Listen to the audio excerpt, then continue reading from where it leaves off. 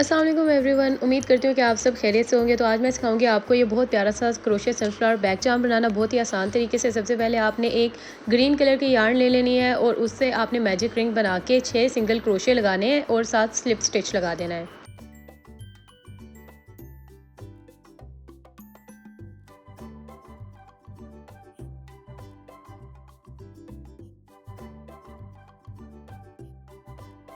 अच्छा जी, second row में आपने 6 सिंगल क्रोशे इंक्रीज़ लगाने हैं। इंक्रीज़ का मतलब ये होता है कि आपने एक ही स्टिच के अंदर 2 सिंगल क्रोशे लगाने हैं। प्रीवियसली हमने 6 सिंगल क्रोशे लगाए थे, अब हम उसमें 2-2 स्टिच लगाएँगे, तो हमारे पास at the end of the row 12 single crochet stitches होने चाहिए।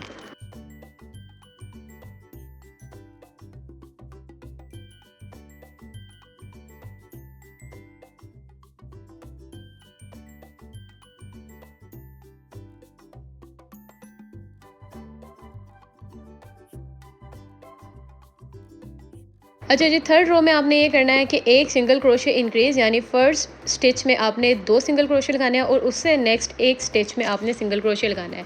एक सिंगल क्रोशे इंक्रीज़ और फिर उससे नेक्स्ट में एक single crochet. Throughout the row हम यही पैटर्न फॉलो करेंगे और एट द एंड हम स्लिप स्टिच लगाएंगे। एंड पर हमारे पास होने चाहिए 18 stitches total.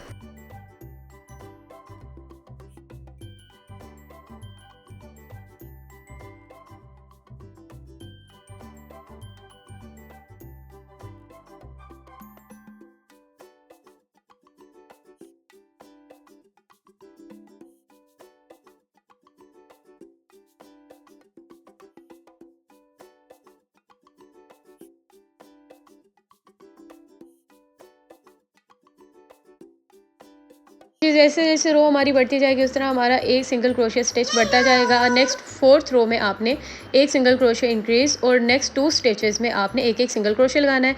Eight the end of the row तक आपने यही पैटर्न फॉलो करना है और फिर स्लिप स्टिच लगा देना है। इस रो के एंड पर हमारे पास 24 टोटल स्टिचेस होने चाहिए।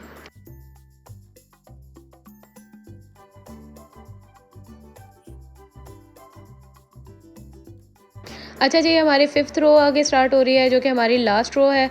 इसमें भी हमारा एक सिंगल क्रोशिया इंक्रीज़ हो जाएगा। हमने एक सिंगल क्रोशिया इंक्रीज़ और फिर अगले 3 स्टिचेस में 3 यानी कि एक एक सिंगल क्रोशिया लगाना है और फिर यही पैटर्न फॉलो करते हुए हमने एंड तक अपने 36 स्टिचेस कंप्लीट करने हैं और फिर स्लिप स्टिच लगा देना है।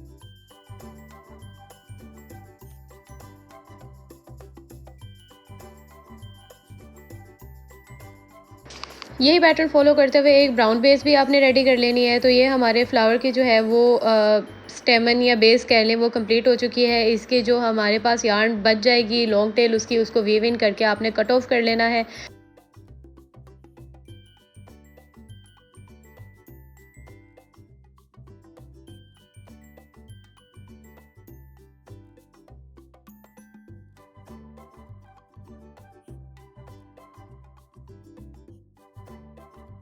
अच्छा जी, अब आती है फ्लावर बनाने की बारी। तो हमने येलो यार्न लेनी है और उसको इस तरह से किसी भी रैंडम स्टिच से दोनों बेसिस के दरमियान से हमने गुजार के तो एक चेन बना लें।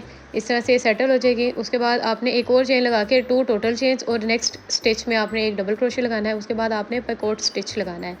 This stitch is use to make the pointy part of the petal. ठीक है, इस तरह से होता है। इस पर भी मैं एक अलग से वीडियो बना दूंगी कि पैकॉट स्टिच कहाँ कहाँ यूज़ होता है और इसको लगाते कैसे हैं। सेम आपने जो सा है पैटर्न फॉलो करते हुए नेक्स्ट पेटल्स भी बना लेने हैं सारे। 2 चेन्स बनाएंगे आप, एक डबल क्रोशिया लगाएंगे, एक पैकॉट स्टिच लगाएंगे, एक डबल क्रोशिया लगाएंगे और उसके बाद चेन 2 करके आप उसको नेक्स्ट स्टिच में स्लिप स्टिच कर देंगे। इस तरह से आपके सारे पेटल्स कंप्लीट होते जाएंगे।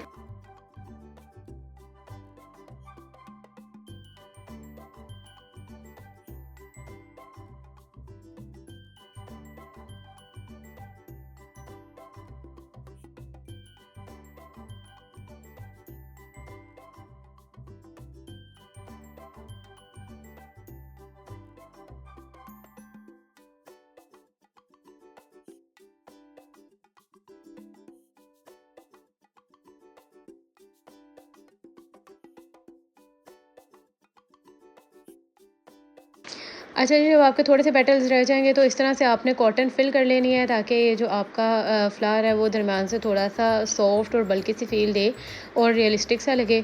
और फिर रिमेनिंग आपने पेटल्स बना के तो एंड पे स्लिप स्टिच लगा लेना है।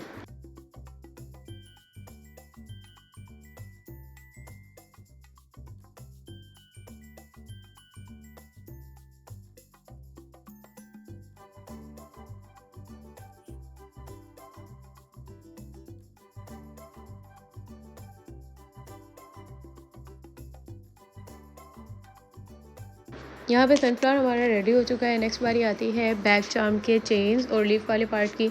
तो आपने ग्रीन कलर की यार्न जो है वो सनफ्लावर के बैक से इस तरह किसी भी चेन से आपने इंसर्ट कर लेनी है और फिर उसके बाद चेन 7 चेन्स के बाद आपने लीफ बनाना है। लीफ बनाने के लिए जब आप 7 चेन कर लेंगे तो थर्ड स्टिच में हुक से थर्ड स्टिच में आपने एक डबल क्रोशे लगाना है। उसके बाद बैकवर्ड स्टिच बनाना है। फिर सेम उस स्टिच में आपने डबल क्रोशे लगा के और नेक्स्ट स्टिच में आपने स्लिप स्टिच लगा लें। तो इस तरह से हमारा लीफ रेडी हो जाएगा। उसके बाद आपने 30 चेन्स बनानी है। आप अपनी लेंथ के मुताबिक जितनी आप लेंथ चाह रहे हैं चार्म की रखना उसके मुताबिक भी आप चेन्स लगा सकते हैं। उसकी कोई मसला नहीं है कि आपने 30 चेन्स ही बनानी है। No hard and fast rule. बस नेक्स्ट आपने जितनी भी चेन्स बनानी है उसके बाद आपने वही लीफ बनाने वाला तरीका फॉलो कर लेना है। Chain 7 double crochet backward stitch double crochet and slip stitch in the next stitch. और उसके बाद आपने चेन 5 या चेन 6 अपनी लेंथ के मुताबिक करके आपने स्लिप स्टिच लगा देना है at the and back of the sunflower.